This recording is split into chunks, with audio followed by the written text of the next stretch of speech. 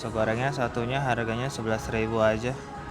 Nih guys, kalau di bakmi Aguan ada catering pestanya juga nih, buat acara-acara pesta.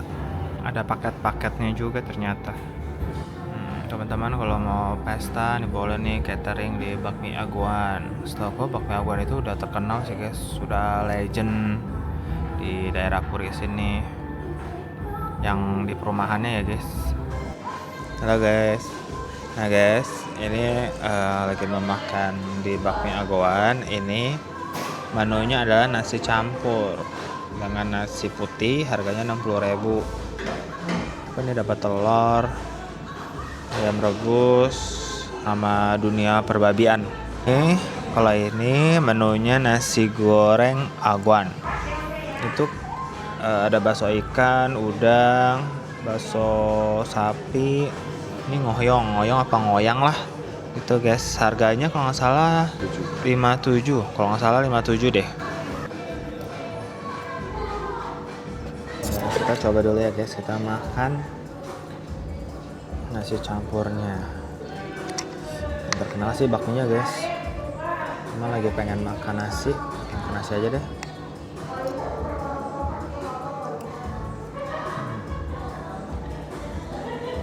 Nah guys, enak. Kita coba nasi gorengnya ya guys. Kita coba nasi gorengnya punya teman sih, colong aja dikit. Ala. Nasi goreng juga enak. Boleh guys, kalau teman-teman lagi jalan-jalan ke daerah Puri boleh nih ke bakmi Aguan. Tapi bakmi Aguan yang di perumahan nih guys. Dia dekat sama Hotel Cozy Puri namanya.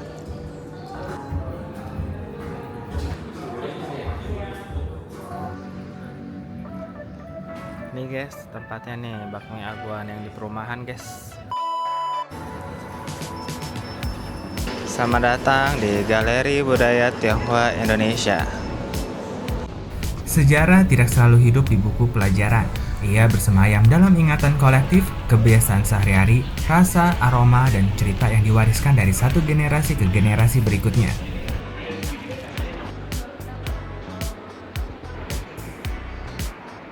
Di sini ada tempat buat belajar main mahjong guys. Baru Dari kesadaran itulah Galeri Budaya Tionghoa Indonesia hadir di Pancoran Peak sebagai ruang untuk membaca ulang perjalanan komunitas Tionghoa di Nusantara, bukan sebagai masa lalu yang beku, melainkan sebagai pengalaman yang terus bergerak. Ini kain ranjang pernikahan. Ini namanya kerajinan lak Palembang. Salah satu contoh kerajinan kayu Palembang yang dikenal dengan detail dekoratifnya. Kotak dan tatakan lak berukir untuk altar persembahan, untuk menyajikan atau memajang kue kering, buah kering, dan permen dalam rumah tangga Tionghoa, terutama saat perayaan dan upacara keluarga. Kinangan untuk menyimpan daun sirih dan bahan-bahan lain untuk menyiri atau menginang. Perjalanan komunitas Tionghoa di Indonesia dimulai dari gelombang migrasi panjang yang membawa harapan akan kehidupan yang lebih baik. Mereka datang dengan membawa tradisi, nilai, serta kebiasaan yang kemudian berinteraksi dengan budaya lokal. Proses perjumpaan itu melahirkan akulturasi yang kini menjadi bagian tak terpisahkan dari wajah Indonesia, terlihat dalam kuliner peranakan, seni, bahasa, hingga ritme kehidupan kota-kota pesisir. Komunitas dan otoritas kolonial. Peran Kapitan Cina seperti Li Yingxie di Bali, Chua Han Sinpo menjadi surat kabar pertama yang memuat partitur dan lirik lagu kebangsaan Indonesia tersebut. Surat kabar ini didirikan oleh 4 pemuda Tionghoa yang turut berkontribusi di Asia Tenggara dan berlabuh di kota pesisir Kerajaan Sriwijaya sejak abad ke-7 Masehi. Menjadi penumpang kapal saudagar Arab dan India, sebagian dari mereka Lanjut guys, ini kita masuk ke ruang kesaksian testimoni. Ini namanya Hyolo, pembakar dupa di altar. Ini namanya Jamsi guys, untuk meramal. atau mencari petunjuk hidup. Oh, itu namanya wokpei, alat ramalan tradisional Tionghoa berupa sepasang kepingan kayu atau bambu berbentuk bulan sabit, ya atau tidak.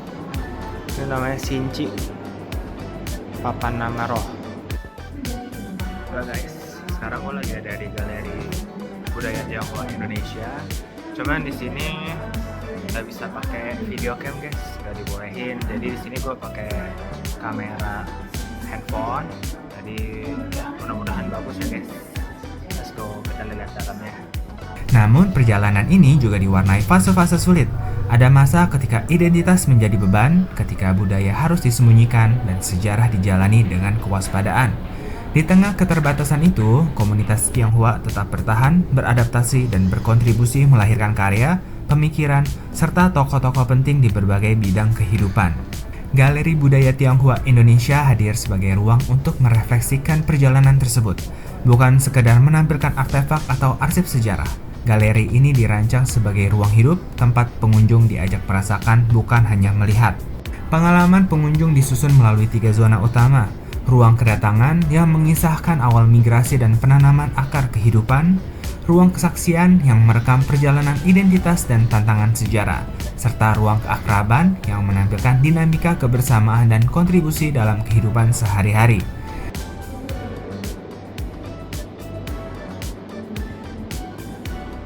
Foto studio ini memperlihatkan seorang penari Tionghoa di Jawa mengenakan kostum opera tradisional lengkap dengan hiasan kepala dan pakaian bersulam yang kaya dekorasi. Nah, kita masuk ke ruangan berikutnya guys.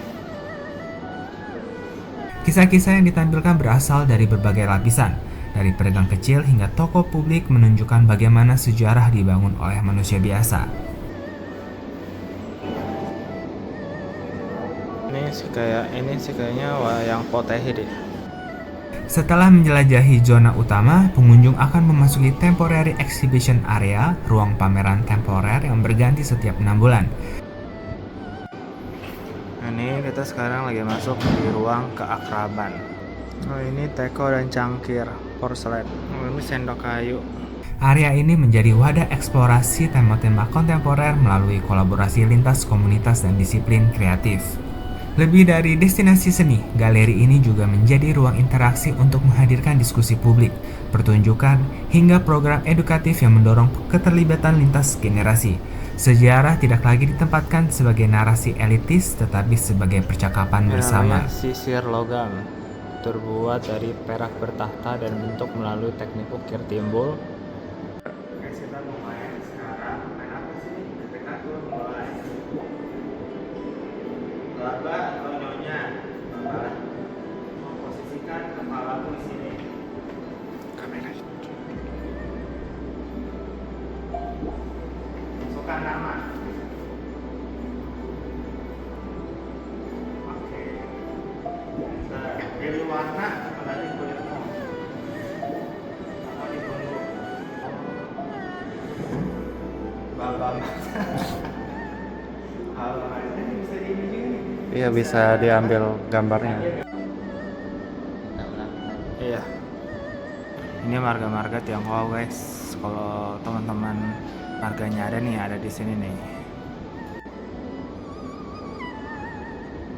Ini namanya peti mahar guys. Buat kawinan nih. Yang kiri kebaya encim. Yang kanan itu batik pesisiran. Ini namanya kasut manek, selop manek Tionghoa. Untuk melengkapi busana sarung kebaya.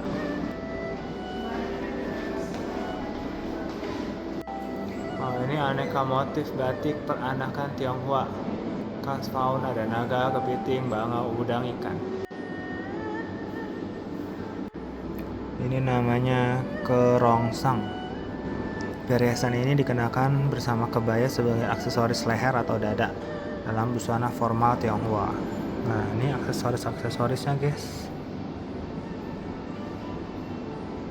Ada sisir kayu, sisir kijang, tas manik. Terus di sini ada busana pria dan busana wanita. Busana pria baju tikim, celana pangsi. Busana wanita ada kebaya renda, kebaya sulam, baju kurung, aneka motif batik peranakan Tionghoa khas Flora, bunga teratai, bambu, krisan, awan. Di tengah dinamika kota dan gaya hidup modern, galeri ini menawarkan jeda, ruang untuk mengingat, memahami, dan merayakan kebersamaan. Sebuah pengingat bahwa kisah komunitas Tionghoa adalah bagian dari kisah Indonesia itu sendiri, tentang penerimaan, ketahanan, dan perjalanan bersama dalam semangat Bhinneka Tunggal Ika. Nah, di sini ada tempat gamesnya juga, guys. Nah, ini makanan-makanan khas Tionghoa, guys. Ada cakwe, soto, pempek, bakso,